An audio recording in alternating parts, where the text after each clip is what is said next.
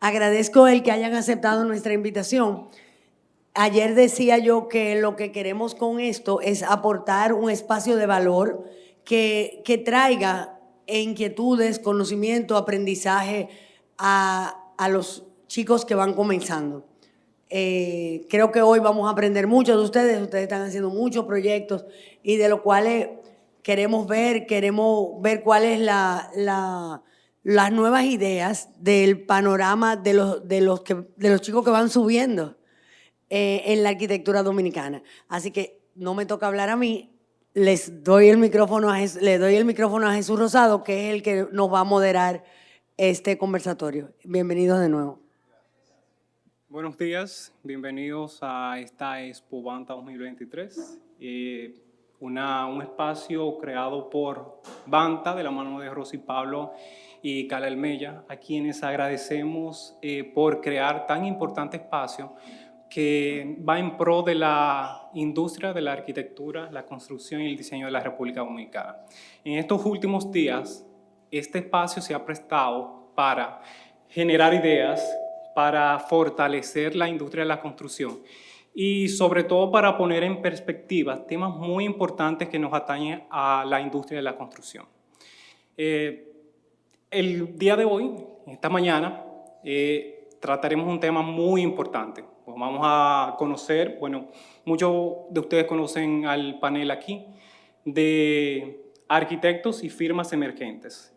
Y digo que es muy importante porque en la mano de este panel y de mucho de lo que veo en el auditorio aquí, caras conocidas, son profesionales jóvenes que de nosotros depende lo que se va a construir en la República Dominicana. Ese es el futuro de la arquitectura dominicana.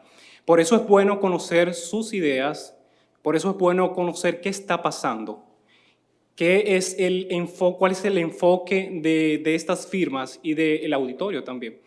Así como cómo visualizan la arquitectura dominicana en el futuro y cuáles son sus aportes a la arquitectura dominicana. Antes de entrar en materia, vamos a presentar este selecto panel.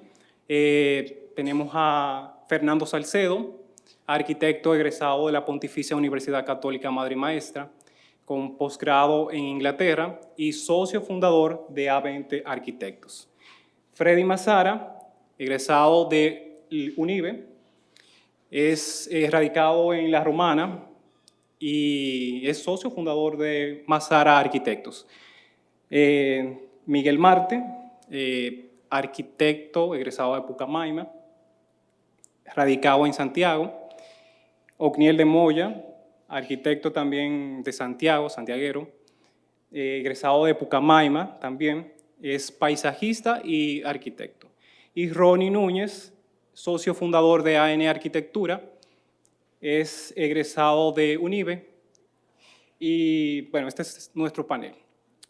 Vamos a empezar con nuestras preguntas sobre el tema de hoy. ¿Cuál es el panorama y cuáles son los desafíos que se enfrenta la arquitectura dominicana actual? Bueno, primeramente agradecer a todo el equipo de Banta por esta invitación. Sin duda alguna, esta exhibición y estas estructuras nos van a ayudar mucho a explicarle al cliente ya la calidad y lo bien que puede aportar eso a un diseño o una edificación o una vivienda. Yo hablo de parte de A20 Arquitectos. Este es un tema obviamente muy actual en el sentido de que hemos vivido a través de los años una pandemia que ha cambiado la forma de pensar y de actuar y obviamente la arquitectura ha cambiado y se ha moldeado a eso. Yo creo que debemos de ver un poquito desde lo macro a lo micro y analizar el tema de la ciudad y luego puntualmente la arquitectura, cómo enriquece esa ciudad. Por ejemplo, hablamos de la supermanzana como Barcelona, que se asocia a una serie de manzanas, creando una transición verde y un espacio interior fuera del vehículo. Y esos son desafíos que aquí en República Dominicana tenemos que ir tratando de implementar. O por ejemplo, la ciudad de los 15 minutos en París, que es cuando tú concentras todo ese núcleo interno de negocios chiquitos que aprovechan esos espacios, y entonces ya tú disminuyes el tema de la contaminación, la movilidad urbana, y ayuda a crear ese microorganismo. Entonces, todas esas cosas son parte de los desafíos que debemos de implementar aquí como arquitectos y ayudar en ese desafío.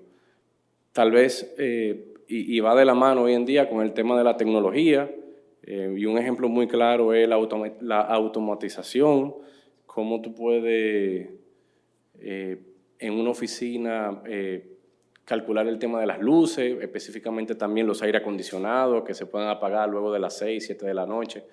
Y eso ayuda muchísimo como el tema energético.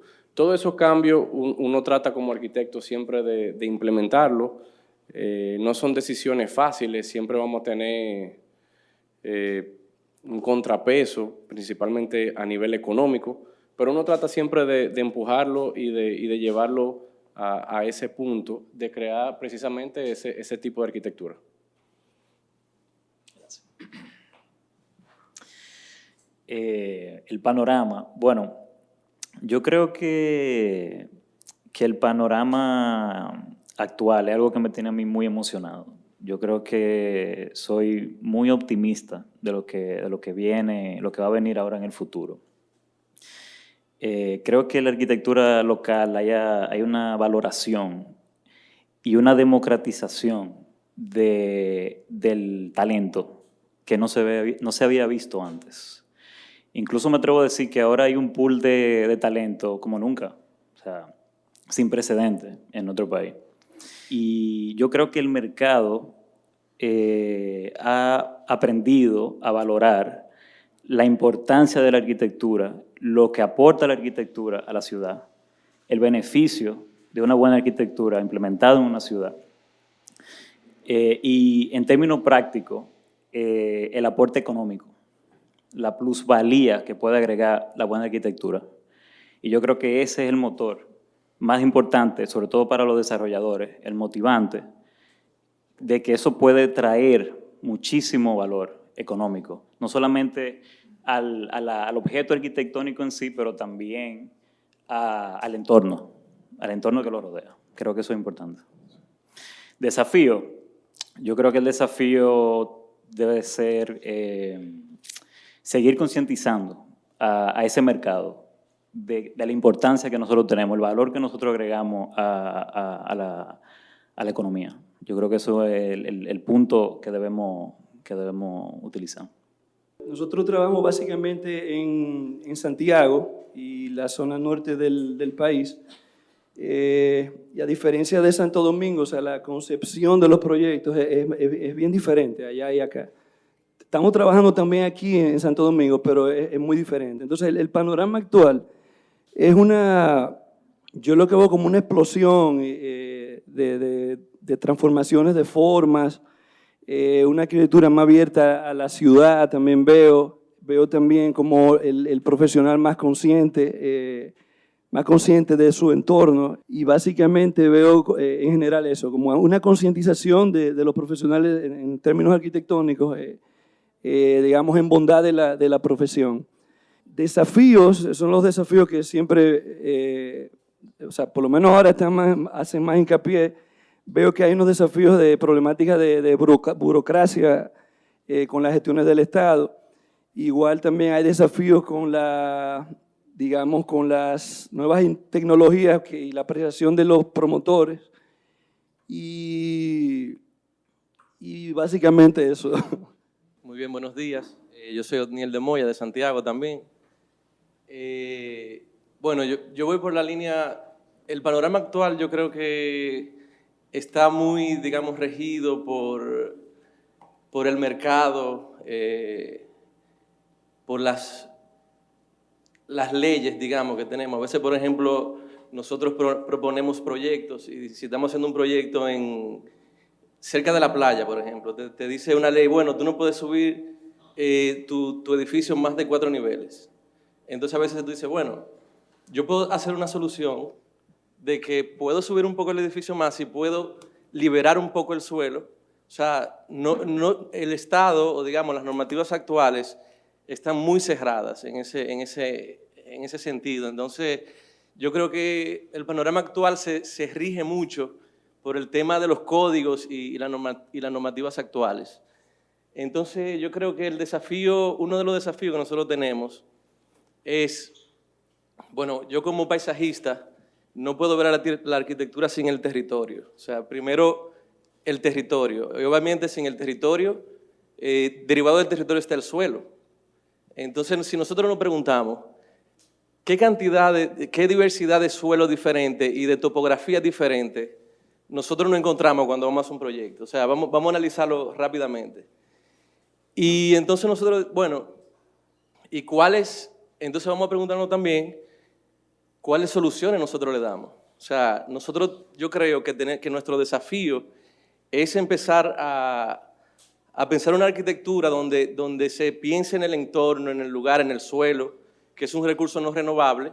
Y nosotros, por ejemplo, lo primero que un ingeniero te dice, bueno, hay topografía, no, apláname, después yo siembro árboles o yo quito el suelo negro, después lo entro otra vez. O sea, nosotros tenemos que, como arquitectos, que empezar desde ahí, desde abajo. Entonces, haciendo esto, empezamos a hacer ciudad y empezamos a hacer arquitectura. Entonces, ya en la arquitectura, nosotros conocemos la palabra muchísimo articulación. ¿Cómo articulamos esta zona? Ahora, ¿cómo articulamos la arquitectura con el suelo? Yo creo que es un desafío que tenemos todos que pensarlo y cada vez poner más hincapié. Entonces, también ya en el edificio en sí, ¿cómo valoramos el entorno? ¿Qué materiales estamos utilizando? Estoy de acuerdo también que nosotros tenemos que pensar en la utilización de nuevas tecnologías, de materiales. Si podemos utilizar, yo sé que se están haciendo muchísimo, digamos, investigación y desarrollo de materiales reutilizables en otros países. Entonces, bueno, yo creo que es un desafío y eso a la vez va a cambiar la estética, yo entiendo, de la arquitectura que nosotros actualmente hacemos. Entonces, nosotros nos basamos, digamos, nuestra práctica en eso, en ese constante búsqueda de tratar de que los edificios sean del lugar, que los materiales, digamos, tú no tengas que traer un material de muy lejos, porque eso es energía, o sea, y no solamente energía de luz, sino la energía que viene de un barco, de tratar siempre como de buscar o de revalorizar materiales locales. Entonces nosotros, digamos que nos basamos en eso y pensamos que ese es nuestro desafío. O sea, hacer una arquitectura de una cosmovisión antropocénica, que solamente se piensa en el hombre, en que yo quiero esto, pero a una visión ecocéntrica, donde pensemos en todo el entorno, en las aves, en la vegetación y en el suelo. O sea, que al final yo creo que el suelo es un recurso que en nuestra escala no es renovable. Entonces yo pienso que tenemos ese gran desafío nosotros que estamos ahora en este tema. Realmente el panorama actual de la arquitectura en Santo Domingo y en República Dominicana, pero desde una escala urbana, realmente coincido totalmente con lo que dice mi colega Freddy, que es que lo veo con optimismo. O sea, realmente hay un mercado que es bastante palpable, en el cual hay mucha demanda. Realmente los desarrolladores han tenido que cambiar el paradigma, donde antes quizá buscaban arquitectos para que les resuelvan un planito, que es una frase que escuchamos bastante a menudo. Resuélveme eso ahí y te lo pago después. Entonces, realmente esta competencia que ha habido, debido a la gran oferta arquitectónica que hay, porque como lo dijo bien Freddy, sí hay mucho talento actualmente. El pool de talento es bastante profundo en comparación con generaciones pasadas, entonces nos estamos viendo obligados a hacer mejor oferta como arquitectos, mejor calidad de espacio, propuestas que se ajusten quizá a todo tipo de presupuestos. Bueno, depende del sector, porque a Piantini ahora mismo no hay quien le entre. Pero realmente sí. Otro tema importante, que es que hablamos del tema de la pandemia, realmente sí se notó bastante. Nosotros que nos especializamos en arquitectura residencial, hubo un antes y un después, porque, bueno, la persona que estaba todo el tiempo en la oficina, anteriormente de repente se lo ve trancado en su casa, necesita un espacio de refugio donde concentrarse, donde trabajar, y ahí surgen nuevas necesidades, de, por ejemplo, de remodelación y de mejorar la casa, ¿no? Porque ya es un espacio continuamente habitado. Entonces, eso edita la relación de los habitantes de la casa, edita la relación de los padres con los hijos, si tiene algún personal de servicio. Entonces, todo esto nosotros lo podemos editar a través de la arquitectura, de cómo hacemos las relaciones de espacio del programa. Entonces, por ejemplo, hay clientes que ellos nos piden, bueno, yo quiero que tú me pongas la habitación al lado de la de nosotros, porque quizás son pequeños los niños. Es una dinámica específica, pero las casas, independientemente de tu enfoque como arquitecto o qué influencias tú tengas, la arquitectura siempre se ve bastante influenciada por el usuario, el cliente. Entonces, hay clientes que, por ejemplo, quieren la habitación de los niños al lado de ellos, otros clientes prefieren tener cierta distancia. Entonces, conceptualmente, ¿cómo tú abordas eso? Quizás tú puedes hacer la casa en pabellones, o en pabellón de los padres, quizás con un estudio, una oficina, un estudio de arte, etc. Entonces, hay diferentes maneras de abordar el diseño que viene a través de los requerimientos del cliente. Pero sí, como desafío lo veo, o sea, veo un futuro brillante, veo mucha buena arquitectura. Actualmente este showroom está perísimo. Y sí, definitivamente veo un buen futuro para la arquitectura dominicana. Bueno, dentro de sus intervenciones se habló mucho de la democratización de la arquitectura actualmente, o sea, ustedes ahora tienen más oportunidad, pero también hay, como CNIEL habló sobre la articulación del edificio con la ciudad y el entorno, pero dentro de este sector hay muchos actores, el arquitecto, el ingeniero, el promotor, el gobierno municipal. Pero ¿cómo ustedes convencen al promotor de sus ideas, esas ideas revolucionarias que van en pro de la ciudad? O sea, ¿cómo ustedes lidian con el promotor, que es quien aprueba? Es quizá el más importante. Nosotros batallamos mucho con eso. Realmente, nosotros somos como la primera línea militar, la avanzada. El arquitecto es que entra a un solar que muchas veces el cliente sabe lo que quiere, muchas veces no. Entonces tú tienes que saber cómo lidiar con eso e interpretar un buen resultado. Es difícil, pero no imposible. Yo creo que dentro de las restricciones que toditos ustedes mencionan, que son muy válidas, hay un porcentaje de expresar el arte, ¿verdad? De expresar la arquitectura, esa sensibilidad, ese diseño, esos espacios. Y dentro de ese porcentaje tú tienes que saber cómo comunicarle y cómo venderle la idea. Básicamente al promotor tú le vendes la idea. Y cuando tú logras subir en el tren a él, que es el principal ejecutor, óyeme, no hay, ya ahí tú lo compraste. Y ya ahí tú puedes realmente sensibilizar el diseño. Él entiende, ¿verdad?, el porqué de las cosas. Él entiende la narrativa, entiende por qué se está haciendo de esa manera y solamente de esa manera. Entonces ya cuando pasa eso, es muy fluido. Es un proceso muy bonito realmente, tú lo disfrutas mucho. Pero también está la otra cara de la moneda que lamentablemente uno tiene que conocer el objetivo del proyecto. El proyecto te va a dar un objetivo que tú sabes hasta dónde llegar. Y hay cosas que tú no puedes hacer. Y eso es muy importante tenerlo claro. Y siempre teniendo en cuenta que la arquitectura es cumplir con la necesidad del cliente, ¿verdad? Y de las personas. Y ese es el fin. Y cuando tú logras ese fin, pues entonces ya eso habla por sí solo. Sí, yo creo que es una batalla campal. Es una batalla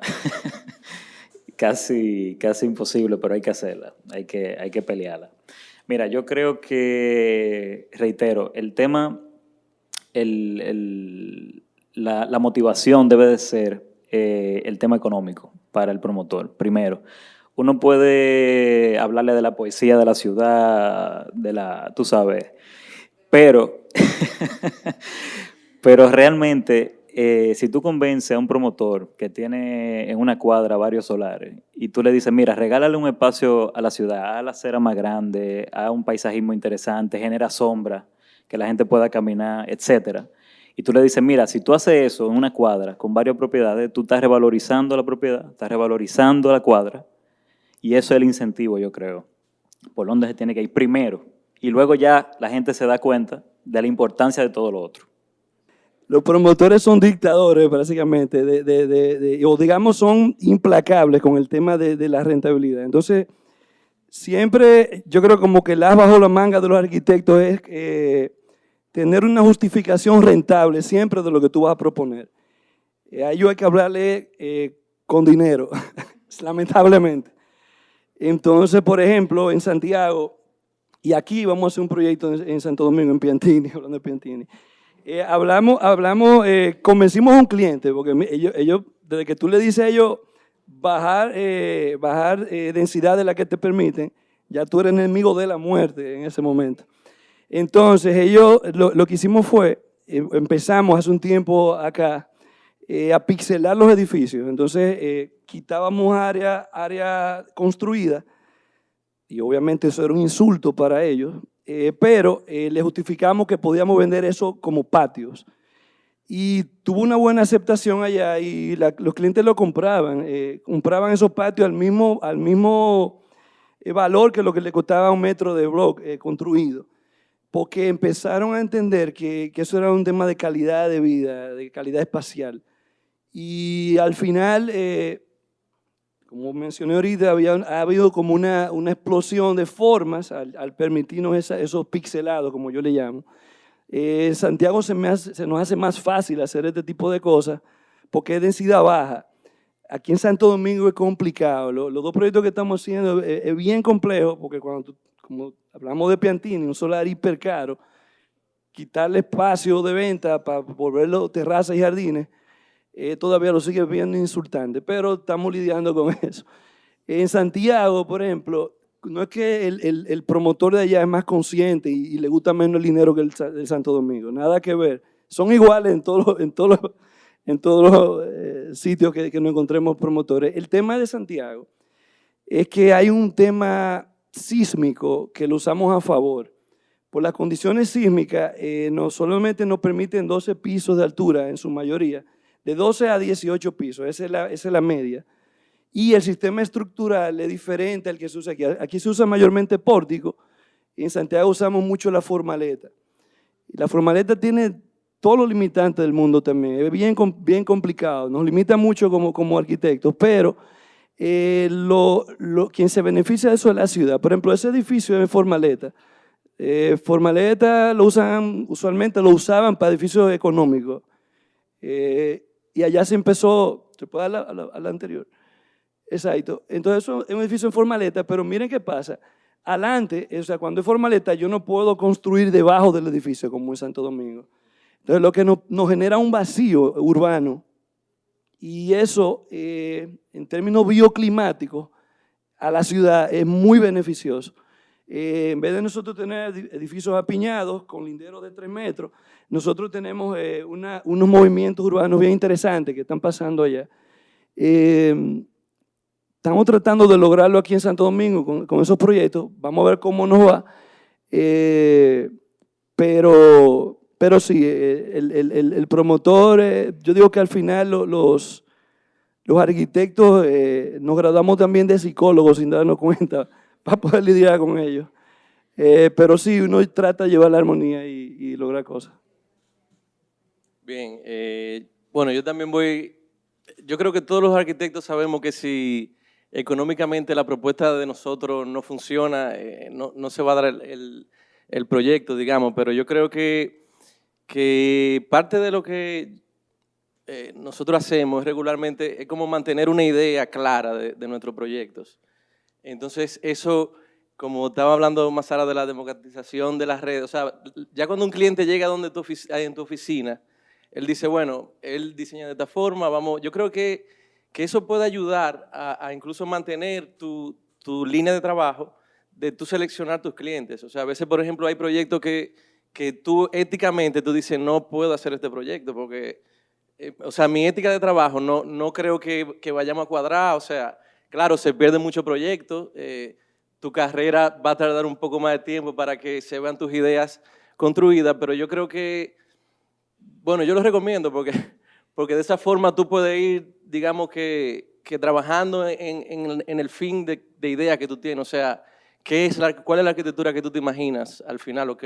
¿Cuál es, digamos, las ideas que tú quieres que se vean y que trasciendan? Entonces, yo creo que parte de eso es eso, un poco como seleccionar un poco tus clientes, aunque se escuche un poco, no sé, discriminatorio, pero creo que hacerlo de una forma muy, muy bonita y política y sí, y seguir trabajando en la idea que tú como arquitecto quieres desarrollar. O sea, eso es lo que yo recomiendo, siempre escuchar tu idea interior, qué es lo que yo estoy haciendo, porque también estamos muy influenciados por todas las imágenes que vemos en todos los lados, Pinterest, en todos los sitios. Entonces yo creo que básicamente tú tienes que trabajar las ideas en las que tú crees, aunque se te vayan uno o dos proyectos, pero seguir trabajando en esa línea. Yo creo que por ahí es que nosotros... Realmente lo que hay que entender es que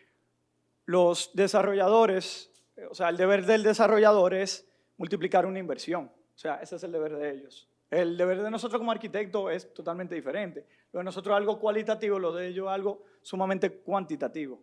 ¿Qué tanto de retorno me está dejando el proyecto? Quizá le pasa a ustedes, llega un cliente con un catastral de un solar vacío y lo primero que te pregunta es ¿cuánto parqueo sale y cuántos apartamentos caben ahí? Para ver si ellos se meten en el solar. Entonces, realmente suena como un trabajo mecánico, pero es que nosotros los arquitectos estamos en una profesión en la cual nosotros nos encanta, o sea, los obstáculos se convierten en oportunidades. Entonces, los inversionistas no se tienen que convertir en un enemigo del proyecto. O sea, al final, bueno, ellos son que lo están pagando, pero realmente nosotros podemos guiar y educar al inversionista para hacer un mejor proyecto. Miren lo que está pasando en los últimos años aquí en la ciudad. Quizás estaban hablando de eso ayer los muchachos de trazado, que es los edificios de uso mixto. Activar la ciudad en la planta baja, dar más espacio público realmente, que se convierta en una ciudad caminable y habitable para el peatón, una ciudad para el vehículo. Esto es una idea que, bueno, quizás hace 15 años tú se la planteabas a un desarrollador, te iban a decir que si tú estabas loco, que él se iba para el arquitecto de al lado. Pero realmente los paradigmas han ido cambiando. El pensamiento, el zeitgeist de la ciudad, cómo la gente recibe ese tipo de edificación, también ha ido cambiando. Y así los desarrolladores se han ido ajustando, así como ha ido cambiando el mercado. Realmente hay limitantes de normativas, como lo estaban comentando los compañeros. Realmente hay normativas que dejan mucho que desear en cuanto a desarrollos. Pero yo entiendo que se puede pensar out of the box, o sea, de una manera diferente de resolver las cosas. Por ejemplo, en Polanco, en México, no se trabajan los linderos laterales, sino el lindero cero, todos los edificios son lindero cero. ¿Y qué es lo que pasa? Ellos te exigen un patio interior. Señores, ¿qué ustedes prefieren? ¿Tú prefieres que tú tengas lindero de 3 metros y mirar los panties de la vecina? ¿O tener un patio interior donde las habitaciones, las áreas sociales pueden concentrarse en esa área? O sea, realmente eso es una manera acertada, yo lo veo así, de abordar la normativa del desarrollo de la ciudad. Sí, realmente hay desarrolladores que son un poquito más renuentes al cambio, pero hay muchos que ven estos cambios como oportunidades y de diferenciar su producto. y colocarlo mejor para tener mayor rentabilidad. Yo pienso que sí, que nosotros al final del día somos aliados y estamos, sin ellos la ciudad no puede crecer y sin nosotros tampoco. Tenemos que trabajar de la mano. Bueno, también se me olvidaba sí, es que somos psicólogos, pero también somos educadores. Yo también me percato que, porque no lo vamos a ver como enemigos a los promotores, pero cuando ellos entienden que un proyecto queda bien y que la ciudad gana, se genera un término que se llama competitividad.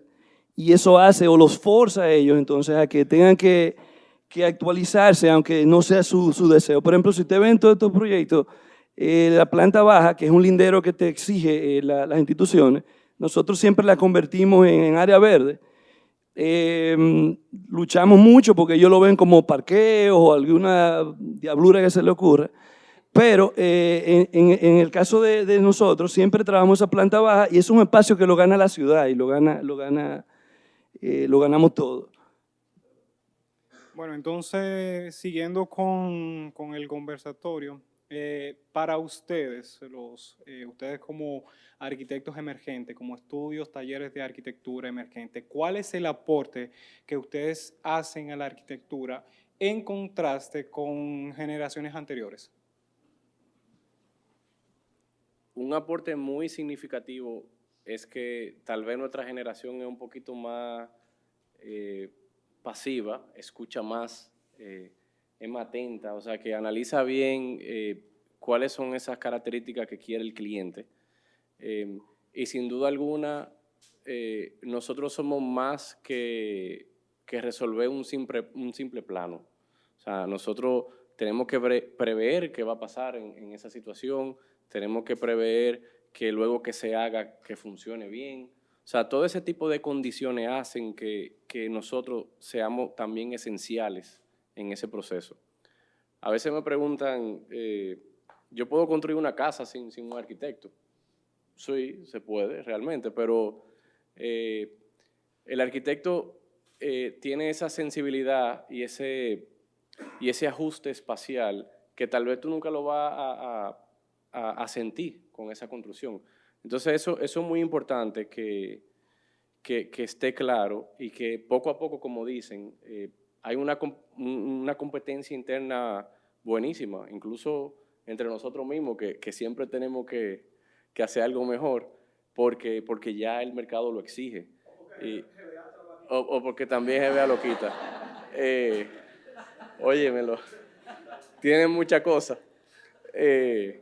Entonces, eso es una realidad, pero es competencia buena, es una competencia sana, y eso nos ayuda a dar siempre un poquito más de la cuenta, porque uno siempre ve, oye, mira lo que hicieron ahí, eso, oye, hay que sentarse más, hay que pensarlo más, hay que promover más esa situación. Sí, no, la competencia yo creo que sí, es feroz, pero es increíblemente positiva. Sí. Mira, yo lo veo más como un tema de diversidad de oferta. O sea, en ese pool de talento que cada vez más grande, lo que hay son más perspectivas. O sea, cada arquitecto tiene un punto de vista, tiene un background diferente, que puede aportar algo diferente. Y yo creo que ahí está la clave, de tal vez que el mercado llegue al punto donde se busca un arquitecto, un determinado arquitecto para un determinado problema arquitectónico, con una solución específica. Y yo creo que ahí está, digamos, la clave. Y en cuanto al tema de la vieja generación, nueva generación, ese roce que a veces se hace, que yo creo que es negativo, yo creo que eso de vieja guardia, nueva guardia, eso para mí, yo entiendo que debe ser una cultura donde se debe coexistir, se debe aprender uno de otro, que esa vieja guardia que tal vez tenga proyectos a mayor escala dejan nichos interesantes que nosotros podemos aprovechar, por ejemplo. Y yo creo que ahí, en ese sistema, yo creo que podemos trabajar todo y podemos aprender mucho. Y lo que tú mencionas antes de pasar, esa vieja guardia, ellos saben mucho. Óyeme, mira, de ahí uno aprende increíble. Y yo creo que hay que aprovechar esas colaboraciones. Nosotros, en la gran mayoría de veces, si podemos colaborar con ellos, es buenísimo porque ellos han vivido ya una experiencia que tal vez nosotros aún tenemos el camino que recorrer, que, oye, me ven las cosas rápido, y entonces eso ayuda mucho, esa colaboración. Yo pienso, o sea, defendiendo un poco la vieja guardia, realmente la arquitectura siempre va ligada como a la época en que se está ejerciendo. Entonces, esos arquitectos de la vieja guardia hicieron una respuesta a ese momento y fue correcta. Nosotros estamos ahora en otra generación. Yo creo que nosotros somos muy aventajados sobre otras generaciones. Si no me equivoco, y sin duda es la generación más poderosa a nivel de ideas y de creatividad, porque estamos apoyados con las tecnologías, que ellos no lo tuvieron en ese momento. Yo me estructuré con AutoCAD, ellos estructuraron dibujando a mano. La generación nueva ya te diseña y te trabaja en Revit. Luego la que viene va a ser inteligencia artificial. O sea, va siempre a haber una respuesta para ese determinado momento. Los aportes, veo, de esta generación, en contraste con las otras, es que veo que una generación más consciente con su ciudad y su entorno. Siento que son más dolientes, manejan términos como bioclima, son conscientes que el vehículo, las ciudades no son estructuradas para los vehículos, sino para las personas. El vehículo es un contaminante, las calles, espacio público perdido, o sea, todo ese tipo de cosas. Veo que esta generación lo maneja y por lo menos quiere trabajarlo y mejorarlo. Bien, sí, yo estoy de acuerdo contigo, Miguel, como que cada generación tiene una realidad diferente y eso es lo que, esa respuesta que va dando esa generación arquitectónica por su realidad del momento. Entonces, por ejemplo, claro, antes tú dices que los arquitectos no se preocupaban tanto por la ciudad porque tenían mucho, vuelvo al tema, tenían mucho suelo.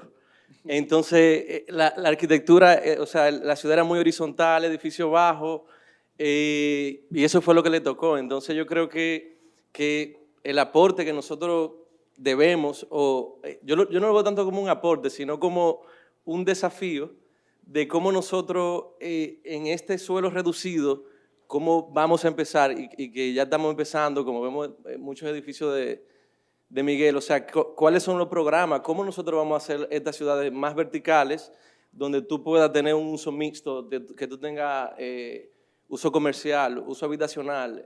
Entonces, en el caso de nosotros, de República Dominicana, yo creo que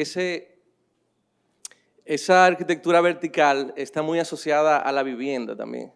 Porque, por ejemplo, en Estados Unidos empezaron los edificios de oficinas y comerciales, que eran las torres de oficina, pero en el caso de nosotros es de vivienda, ¿no? Entonces, yo creo que ese sería como el aporte que tenemos que pensar y el desafío que tenemos de cómo nosotros vamos a hacer que las nuevas generaciones habiten estos edificios verticales y digamos que no se sienta desconectado del lugar donde se ha plantado el edificio. Eso yo creo que el aporte que nuestra generación debe tener. Nadie, o sea, en el presente, se puede desprender de su contexto histórico. O sea, aquellos arquitectos de la vieja escuela, ellos respondieron en su momento realmente a las preocupaciones que tenían que responder. Ellos lo atacaron de manera correcta. ¿Qué pasa? Quizás hubieron ejercicios de urbanismo, por ejemplo, quizás no fueron acertados, como la ciudad que promovían los racionalistas o modernistas, que era una ciudad descentralizada, o sea, una ciudad segregada por usos. Las viviendas en el suburbio, las industrias por aquí, tu espacio de trabajo. Entonces, uno de los ejemplos más grandes es la ciudad de Brasilia, donde es una ciudad totalmente para el vehículo. O sea, realmente no funciona para la escala humana. Pero ¿qué pasa? Dentro del contexto histórico, que esos arquitectos estaban haciendo estos planteamientos urbanos si ellos entendían que era lo acertado. Ya, bueno, se ha demostrado que esas ciudades no funcionan. Tu lugar de trabajo no puede quedar lejos, tú no puedes hacer avenidas de 20 metros dándole prioridad al peatón. Realmente, el nuevo urbanismo nos ha llevado a hacer ciudades más compactas, que se ajusten a la escala humana, con los usos híbridos de comercios, viviendas, etc. Entonces, yo entiendo que no hay un ejercicio que esté malo y bien, sino hay la arquitectura y el urbanismo, así como todas las disciplinas, van en constante evolución. Y yo veo que nosotros estamos continuando la tradición de Guillermo González, los primeros arquitectos, hasta venir a la generación que viene justo atrás de nosotros, que son Rafa, Antonio Invera, etc. Y nosotros simplemente creo que estamos tratando de responder con las herramientas que tenemos y creo que sí, o sea, no hay que separar los arquitectos pasados del presente, sino estamos todos en continuidad, ¿no? Bueno, yo quiero hacer una referencia a un arquitecto de una generación bastante antigua que se llama Amancio Williams. No sé si lo conocen, argentino. Y tú que hablas de la propuesta de las ciudades, le invito a que lo busquen. Ese arquitecto ha hecho propuestas de ciudades que 60 años después se está haciendo ahora de Line, el proyecto de Line. O sea, ya él tenía una propuesta de ciudad elevada, ya había entendido. Entonces, por eso es bueno también que uno vaya y venga, porque siempre hay algo que aprender de las otras generaciones. Entonces, yo creo que tenemos ese desafío. Sí, cabe recalcar también que por los mismos avances tecnológicos y aquellas generaciones anteriores, o sea, ustedes se imaginan durar 2 semanas haciendo un plano a mano y una perspectiva y que el cliente diga no le guste y romper esa vaina y volver a empezar. Óyeme, ahora, por ejemplo, es muy palpable. Tú puedes hacer y desbaratar el proyecto 100 veces. Entonces, que tú minimizas mucho el margen de error, se minimiza. O sea, entonces, esa es la situación. Aprendimos mucho de otras generaciones y por eso hoy en día podemos darnos el lujo de experimentar tanto, porque ya el error está minimizado bastante. Bueno, ustedes saben que actualmente un promotor viene y te dice yo quiero un proyecto y te pones referencia estilo Tulum, ese tipo de referencia. Entonces, y que ustedes como arquitectos saben que deben de conceptualizar su proyecto de acuerdo al entorno, que es muy importante. Pero cuando te vienen con esa propuesta, un promotor te viene con esa propuesta, yo quiero tal cosa, estilo Tulum, estilo lo que sea. ¿Cómo ustedes manejan eso? Porque tú, ni dijiste, tú pierdes muchos clientes. Quizá porque no van con tu filosofía, pero quizá tú puedes convencerlo de hacer otra cosa. ¿Cómo manejar esa situación cuando vienen con referencias que quizás están fuera de contexto para nuestro clima? Se usa mucho Pinterest ahí, en eso. Yo creo que el primer paso siempre es entender las influencias del entorno y del contexto. ¿Qué es lo que hay? ¿Cómo responde? ¿Qué funciona? ¿Qué no funciona? Y en base a eso ya marcar una directriz en el proyecto. Hay muchas personas que tienen ya un estilo predeterminado, que quieren hacer eso de ese estilo, Tulum o lo que sea. Pero yo creo que lo importante es verificar si realmente eso aplica ahí. ¿Tú me entiendes? O sea, hacerlo entrar en razón de que, mira, yo no creo que eso sea algo innovador. Yo creo que más si se hace este tipo de cosas y tratar de crear una conversación con ellos. Porque eso pasa mucho. Ellos tienen ya, o ven una cosa y quieren repetir eso, pero no necesariamente el solar o el contexto se aplica de la misma manera. Hay cosas que no van a funcionar por más fuerza que tú quieras implementar. Entonces ya el proyecto entra en una etapa como de de un force continuo, de poder tratar de hacer eso y eso. Entonces, hay veces que hay que decir que no. O sea, mira, eso no se puede. O sea, eso no se puede. Y punto. Y tratar entonces, obviamente, de dar soluciones. Yo te digo que no, pero mira, podemos hacer tal vez esto aquí, podemos hacer esto aquí. Tal vez se puede crear una pequeña parte de eso ¿verdad? Exacto, un compromiso y tratar entonces de llevar esa satisfacción del cliente en ese proyecto. Pero Pinterest, sí, ha hecho muchas cosas y bueno, y también a favor de uno, o sea, hay mucha gente que no entiende los espacios y cuando ven una foto, o sea, nosotros hemos tenido un cliente que de la única manera que podía visualizar algo era ver proyectos. Y ya, mira, nosotros hicimos esto y mira cómo es, mira esto cómo es aquí, esto. Entonces él decía, yo quiero un poquito de esto, un poquito de esto, un poquito de esto. Y ya entonces está en nosotros en crear algo, ¿verdad?, con identidad. Tratar de crear proyectos de identidad que no sean más del montón, que responda realmente a ese contexto y que forme una pieza única, que sea interesante. Sí, mira, yo aquí tengo poco que aportar, yo creo, porque ese es mi crew, esa lucha con el cliente. Yo lo que hago es que cuando me mandan todas esas fotos de Pinterest, digo que sea todo y después lo voto. Y hago lo que yo entiendo que se debe de hacer. Y hay veces que el cliente dice, mierda, sí, esto es algo que yo no había visualizado y que puede ser interesante. Y eso me ha salido, me ha salido un par de veces. Cuando no, entonces sí, tratar de lograr ese compromiso, tú sabes, de tratar de ver, ok, mira, Tulum sí, pero mira esto, porque el cliente muchas veces no sabe realmente lo que quiere. El cliente ve referentes, ve cosas que funcionan, pero puede ser que tú le puedas introducir algo que él no conocía y que puede ser interesante y tratar de enamorarlo de esa manera, tú sabes. O sea que sí, es una lucha, pero no tiene por qué ser una lucha, tú sabes, completamente negativa. Y se puede llegar a una especie de consenso, de compromiso, y eso también puede ser interesante muchas veces. Bueno, cuando nosotros nos llega un cliente, lo primero que hacemos es un perfil del tigre. Lo dejamos que él hable. Y ahí yo, por ejemplo, si el tipo viene con Deluxe, Beverly Hills, entonces nosotros, yo lo que digo, yo le digo todo que sí, a los muchachos les digo, señor, esto no se puede publicar porque este tigre está tenebroso. Pero al final lo dejamos hablar, le decimos todo que sí, y entonces cuando él vuelve, sí le damos una respuesta para ese determinado proyecto. Entonces, si el tipo todavía no coge, no publicamos eso ya. ¿Ya? Bien.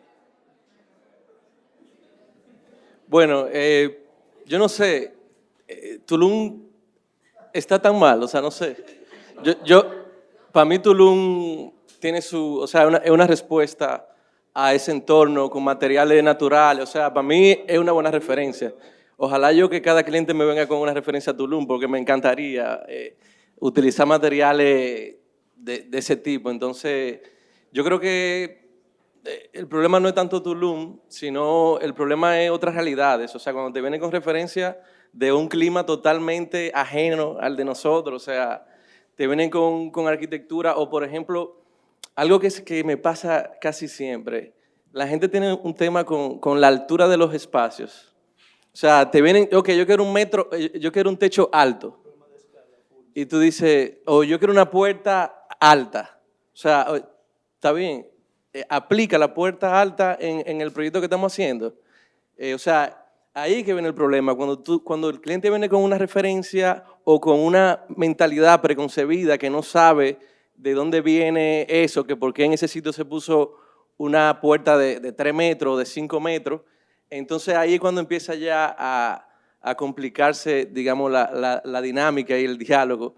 Pero yo creo que lo que hay que manejarlo de tratar de nuevo de llevar tus ideas y decirle, mira, yo creo que no en todos los espacios aplica esta escala, yo creo que en este entorno mejor vamos a mantenernos bajitos y vamos a utilizar varitas de acacia, que está bien.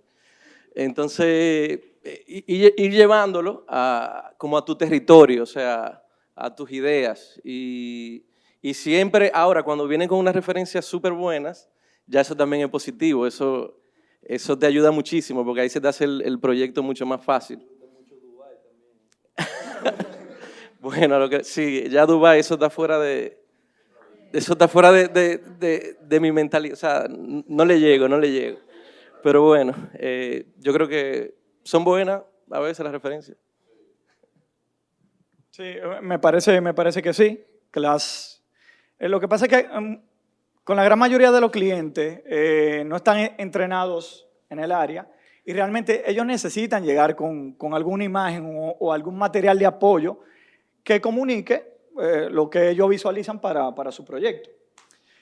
Nosotros, es deber de nosotros como arquitectos, nosotros interpretar cuáles son las intenciones del cliente, pero a su vez, como le dice Oniel, tenemos que llevarlo al contexto. El contexto es realmente lo que te genera el proyecto, el contexto y obviamente el programa del cliente.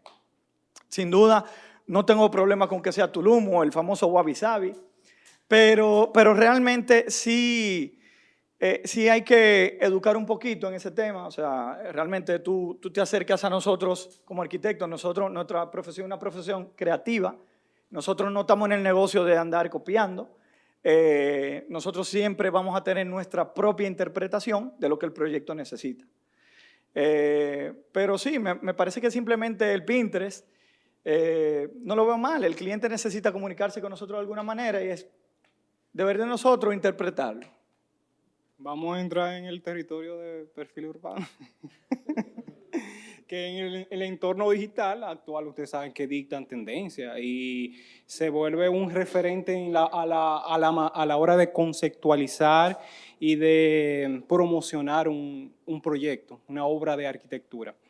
Pero para ustedes como arquitectos jóvenes, ¿cómo ustedes logran destacarse en las redes sociales, ese entorno digital? Que incluso, como dijimos, hay mucha democratización de la profesión y hay mucha competencia. ¿Cómo lograr destacarse? Hay que salir del perfil urbano.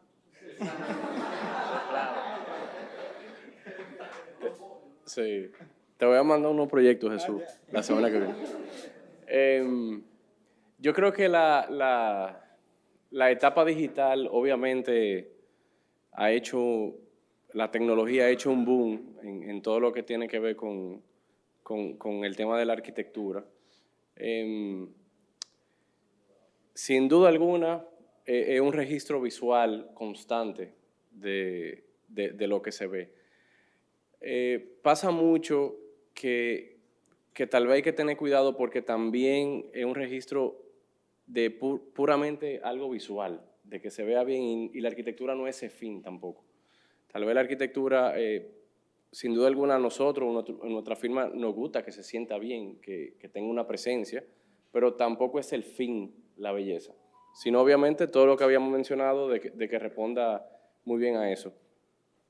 En este tiempo digital yo me voy un poquito más allá a las herramientas y por ejemplo el BIM, que en nuestra empresa usamos el Revit. Óyeme, eso es lo mejor que hay, yo creo. Eso tú haces algo, ese programa no te deja mentir. Hay cosas que yo vivo peleando porque yo quiero que se vean de una manera y el programa no te deja. Entonces eso es, ¿por qué? Porque esa es la realidad. Y eso es importante y obviamente el nivel de información que tú le suministras a ese modelo. Entonces todo el tema de la digitalización, yo entiendo que va muy a favor de nosotros. Y ahora con el tema de la inteligencia artificial, es rápido presentar algo a un cliente ya. Pero sin duda alguna se necesita el trabajo intrínseco de un arquitecto, de ese análisis, y cómo entonces responde a eso. Yo creo que ya en esta realidad actual, o sea, la buena arquitectura ya no es suficiente. O sea, el marketing yo creo que se ha vuelto una parte esencial, tan importante como el diseño. O sea, pronto veremos en un departamento de marketing igual o tan más potente que el departamento de diseño en cualquier oficina. Y eso ha demostrado ser vital. También con el tema de la democratización, que yo creo que el gran aporte de la página como la tuya, que creo que han sido una cosa increíble, un tremendo beneficio para la arquitectura dominicana. Lo que más me emociona de eso es también que te puede abrir a un mercado internacional. Yo creo que eso es lo que más me emociona a mí personalmente del tema del marketing, de que tú puedas promocionarte y no limitarte solamente al mercado local. De que venga una gente en cualquier sitio en Asia y te diga, mira, me gusta este proyecto, me gusta este arquitecto, yo creo que esta es la persona indicada para esto que tengo aquí y vamos a traerlo. Y yo creo que eso te abre todo tipo de mundos. Perfil Urbano, por ejemplo, ha sido una catapulta, ahora que Jesús de aquí, ha sido una catapulta para todo tipo o digamos el clúster de la construcción del país. Desde el aprendiz que salió, se recién graduó, hasta arquitectos ya de renombre, ha hecho un gran aporte al país. Y siempre he notado que hay siempre o sea, un manejo responsable de la plataforma y siempre se maneja con gran ayuda. Siempre ha estado dispuesta la plataforma, el mismo Jesús, ayudar a todos los profesionales, a todos, sin excepción. Y, por ejemplo, cómo uno se diferencia, digamos, en las redes sociales, yo creo que también cada proyecto que nosotros abordamos en la oficina, lo abordamos con responsabilidad. Yo creo que el factor siempre va a ser escuchar la necesidad del cliente, escuchar el proyecto como tal y escuchar la ciudad. Cuando tú conjugas esas tres cosas, eso te va a arrojar una forma, un proyecto, unos movimientos que van a ser únicos ese proyecto. Y solamente con eso ya tú simplemente lo colocas en las redes y ya eso es todo. O sea, no creo que haya una magia de por sí. O sea que básicamente eso. Bien, yo creo que la plataforma y las redes sociales de arquitectura, yo creo que uno de los mayores aportes que establecen es que, digamos que disminuye el tiempo en el que tú puedes expresar o vender una idea. O sea, un arquitecto joven, recién graduado, que hace un proyecto o que te lo envía o que tú lo ves, tú puedes inmediatamente, o sea, tener el acceso inmediato de pertenecer digamos, a un mercado que ya se ha establecido y no tienes que esperar a que su edificio esté construido. O sea, ese es el aporte y las cosas positivas que tiene las redes sociales y en tu caso Perfil Urbano.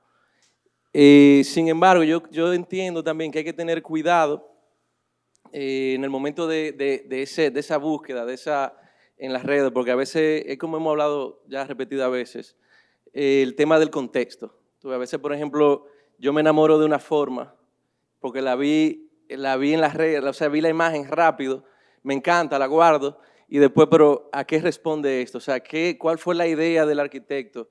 Yo creo que todos debemos detenernos un poco más a pensar, ver la imagen y tal vez indagar un poco más cuál fue su idea, por qué se utilizó este material, por qué ¿por qué no tiene ventana? O sea, yo creo que ahí es donde debemos como andar un poco con cuidado, pero al final para mí es una herramienta muy positiva las redes sociales. Sí, definitivamente opino igual que mis colegas. Creo que ellos han abarcado casi todo. Realmente salir en Perfil Urbano y hacerlo render con Cúbico.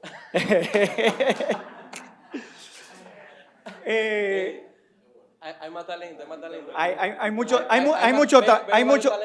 Hay mucho talento, pero me la estoy buscando con Cúbico.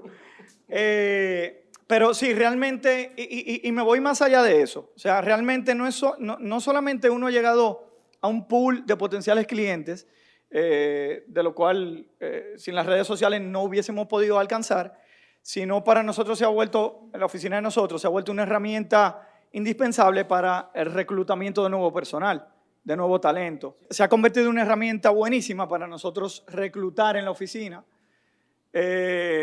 o sea, que hay varias dimensiones, ¿no? Que no es solamente promover tu trabajo, sino incluso esto tiene ramificaciones en la economía, cómo tú puedes contratar, generar nuevos empleos. Sí, totalmente, o sea, ha sido una herramienta súper, súper útil.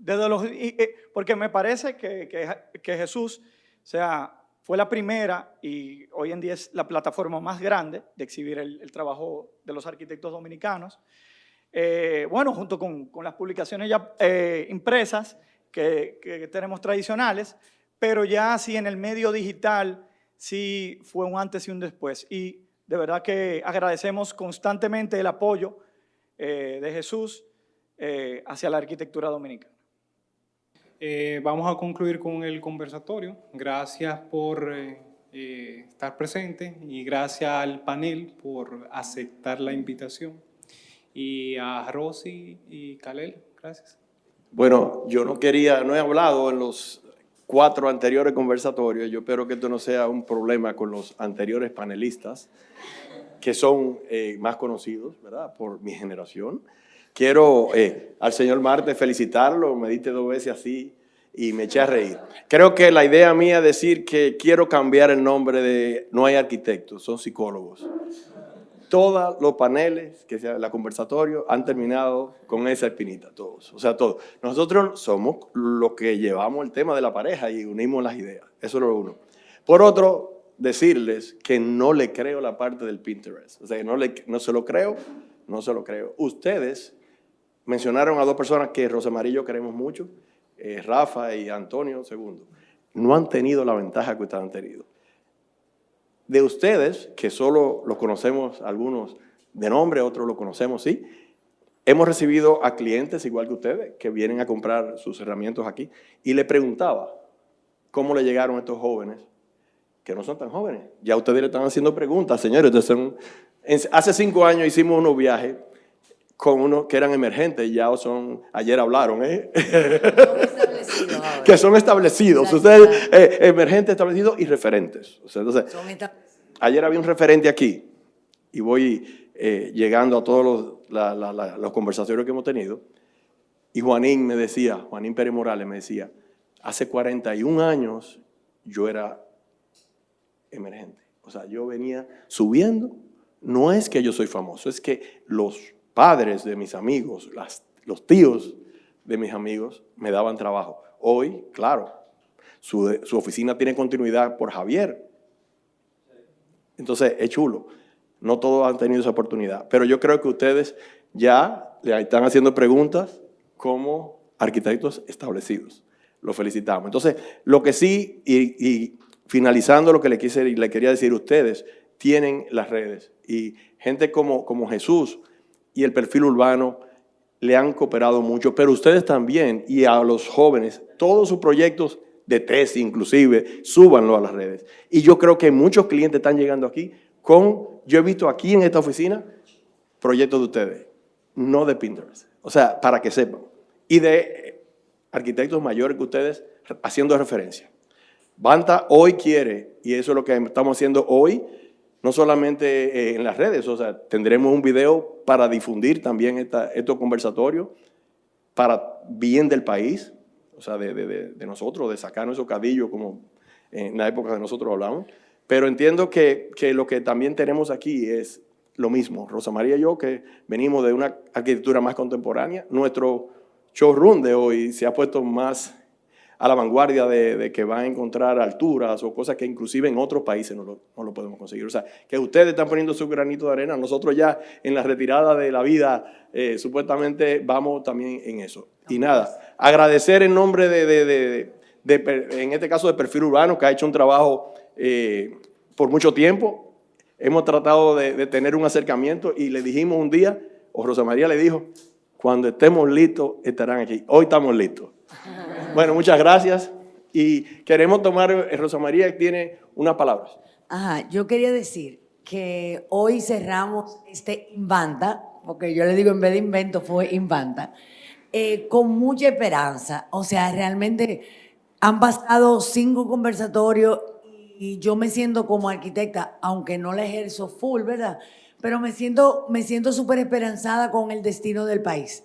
O sea, ayer decían lo mismo la gente de Trazado, de que buscar una arquitectura que permita que respire, escuchar. O sea, oigo con ustedes las mismas ideas que han venido en los 5 conversatorios y eso da esperanza.